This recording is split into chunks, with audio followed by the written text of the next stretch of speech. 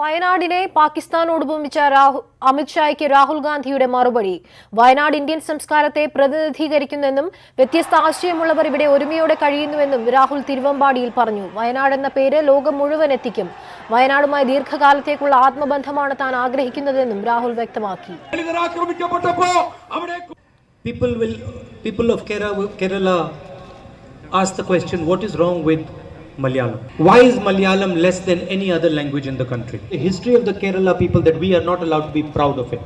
Your history is as important, your culture is as important, your way of life is as important, your language is important. വിവരങ്ങളുമായി തിരുവമ്പാടിയിൽ നിന്ന് മുഹമ്മദ് ഷഹീദ് ചേരുകയാണ്. ഷഹീദ്, അമിത്ഷായുടെ വിവാദ പരാമർശം, വയനാടിനെ പാകിസ്ഥാനോടുപമിച്ച പരാമർശം, അതിന് മറുപടിയുമായി രംഗത്തെത്തിയിരിക്കുകയാണ് ഇപ്പോൾ രാഹുൽ ഗാന്ധി.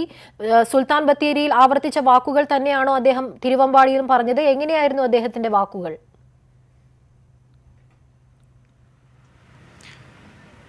അമീന, തീർച്ചയായും ബി.ജെ.പിയും അമിത്ഷായും ഒക്കെ വയനാട്ടിലെ രാഹുൽ ഗാന്ധിയുടെ മത്സരത്തിനെതിരെ തുടർച്ചയായി നടത്തുന്ന പരാമർശങ്ങൾ, ആരോപണങ്ങൾക്ക് അദ്ദേഹം മറുപടിയാണ് ഇപ്പോൾ നടക്കുന്ന സ്വീകരണ യോഗങ്ങളിലെല്ലാം ഇപ്പോൾ അദ്ദേഹം നടത്തിക്കൊണ്ടിരിക്കുന്നത്, രാഹുൽ ഗാന്ധി നടത്തുന്നത്.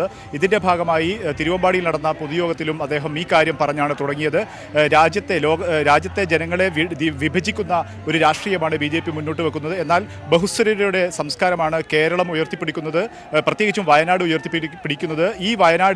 ഈ ബഹുസ്വരതയെ ഉയർത്തിപ്പിടിക്കുന്ന വയനാടിൻ്റെ സന്ദേശം ലോകം മുഴുവൻ അറിയിക്കുക എന്ന ലക്ഷ്യത്തോടു കൂടിയാണ് താൻ ഇവിടെ വയനാട് മത്സരിക്കാൻ തിരഞ്ഞെടുത്തതെന്ന് അദ്ദേഹം പറയുന്നു. ഒപ്പം ദക്ഷിണേന്ത്യയെ വിഭജിക്കുന്ന, അല്ലെങ്കിൽ ദക്ഷിണേന്ത്യയെ രണ്ടാം തരക്കാരായി കാണുന്ന ഒരു നയം ബി.ജെ.പി മുന്നോട്ട് വെക്കുന്നു. അതുകൊണ്ട് അദ്ദേഹം ദക്ഷിണേന്ത്യൻ സംസ്ഥാനങ്ങൾക്ക് എന്താണ് കുഴപ്പം, ഇവിടുത്തെ ഭാഷയ്ക്കും സംസ്കാരത്തിനും ചരിത്രത്തിനുമൊക്കെ എന്താണ് കുഴപ്പമെന്ന് തുടർച്ചയായ ചോദ്യങ്ങൾ ഉന്നയിച്ചുകൊണ്ടാണ് ഈ വിഭജനത്തിൻ്റെ രാഷ്ട്രീയത്തിനെതിരെയാണ് താൻ വയനാട് മത്സരിക്കുന്നത് അദ്ദേഹം പറഞ്ഞു.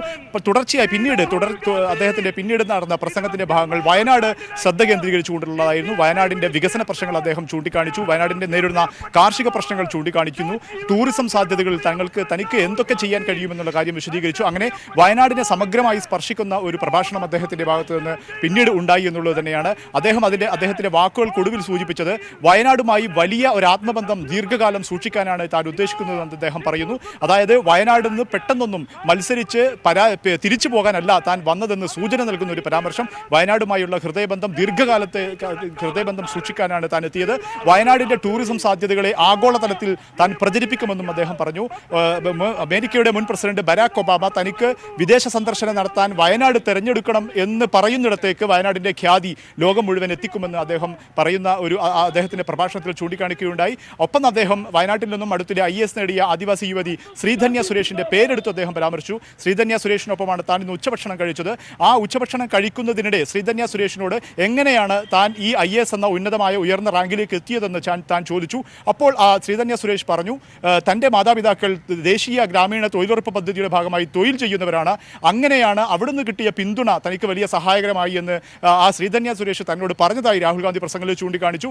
ഇത് വെച്ചുകൊണ്ട് അദ്ദേഹം നരേന്ദ്രമോദിയോട് ചോദിച്ചു, ഈ ദേശീയ തൊഴിലുറപ്പ് പദ്ധതി രാജ്യത്തിന് അപമാനമാണെന്ന് നരേന്ദ്രമോദി പാർലമെന്റിൽ പറഞ്ഞിരുന്നുണ്ട്, ഈ നരേന്ദ്രമോദി ശ്രീധന്യ സുരേഷിനെ കേൾക്കാൻ തയ്യാറാകണമെന്ന് അദ്ദേഹം രാഹുൽ ഗാന്ധി പറഞ്ഞു. അങ്ങനെ വയനാടിനെ സർവ്വതല സ്പർശിയായി അദ്ദേഹം പരാമർശിച്ചുകൊണ്ട് അതിൻ്റെ വികസന, കാർഷിക, ടൂറിസം സാധ്യതകളെ മുഴുവൻ പ്രയോജനപ്പെടുത്തുന്ന തരത്തിൽ താൻ ദീർഘകാലം വയനാടുമായി ആത്മബന്ധം സൂക്ഷിക്കാൻ ആഗ്രഹിക്കുന്നു എന്ന് പറഞ്ഞ് വയനാടുമായുള്ള ആത്മബന്ധം ഊട്ടിയുറപ്പിക്കുന്ന തരത്തിലുള്ള ഒരു പ്രഭാഷണമാണ് അദ്ദേഹം തിരുവമ്പാടിയിൽ നടത്തിയത്.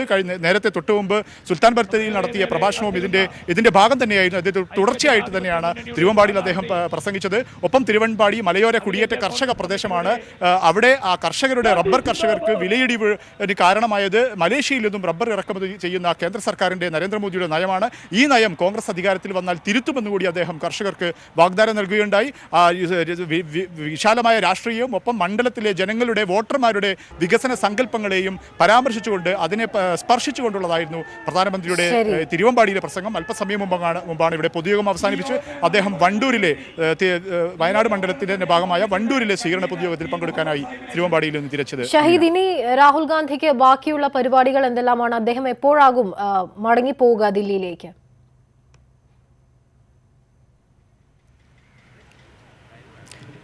തിരുവമ്പാടിയിൽ നിന്നും അല്പസമയം മുമ്പാണ് അദ്ദേഹം ഹെലികോപ്റ്ററിൽ വണ്ടൂരിലേക്ക് തിരിച്ചത്. വണ്ടൂരിൽ അദ്ദേഹം അല്പസമയത്തിനകം തന്നെ ഏകദേശം നമ്മൾ ഇപ്പോൾ പുറപ്പെട്ട സമയം കണക്കാക്കുകയാണെങ്കിൽ ഒരു 5 മിനിറ്റിനകം തന്നെ വണ്ടൂരിൽ അദ്ദേഹം ഹെലികോപ്റ്ററിൽ ഇറങ്ങാൻ സാധ്യതയുണ്ട്. അവിടുന്ന് വണ്ടൂരിൽ പൊതുയോഗമുണ്ട്. വണ്ടൂർ വയനാട് പാർലമെന്റ് മണ്ഡലത്തിന്റെ ഭാഗമായ മലപ്പുറം ജില്ലയിലെ മണ്ഡലങ്ങളിൽ നിയോജകമണ്ഡലം ഒന്നാണ് വണ്ടൂർ. അവിടെ പൊതുയോഗം നടത്തും. അതിനുശേഷം അവിടെ പൊതുയോഗത്തിൽ പ്രസംഗിച്ച ശേഷം അദ്ദേഹം തൃത്താല നിയോജകമണ്ഡലം പൊന്നാനി പാർലമെന്റ് മണ്ഡലത്തിന്റെ ഭാഗമായ തൃത്താലയിൽ അദ്ദേഹം സ്വീകരണ യോഗം സംഘടിപ്പിച്ചിട്ടുണ്ട്. അവിടെ തൃത്താലയിൽ സ്വീകരണത്തിൽ അദ്ദേഹം പങ്കെടുത്തും. പൊതുയോഗത്തിൽ പങ്കെടുത്ത ശേഷം അദ്ദേഹം പിന്നീട് കൊച്ചിയിലേക്ക് തിരിക്കും. കൊച്ചിയിൽ നിന്നും വിമാനമാർഗം അദ്ദേഹം ഡൽഹിയിലേക്ക് തിരിക്കുമെന്നാണ് അറിയാൻ കഴിയുന്നത്. ഏതായാലും ഇതോടുകൂടി വയനാട്ടിലെ അദ്ദേഹത്തിന്റെ പ്രധാനമന്ത്രി നേരിട്ടെത്തി വയനാട് പാർലമെന്റ് മണ്ഡലത്തിലുള്ള പ്രചാരണ പ്രവർത്തനങ്ങൾ അവസാനിക്കുമെന്നാണ് നമുക്ക് മനസ്സിലാക്കാൻ സാധിക്കുന്നത്.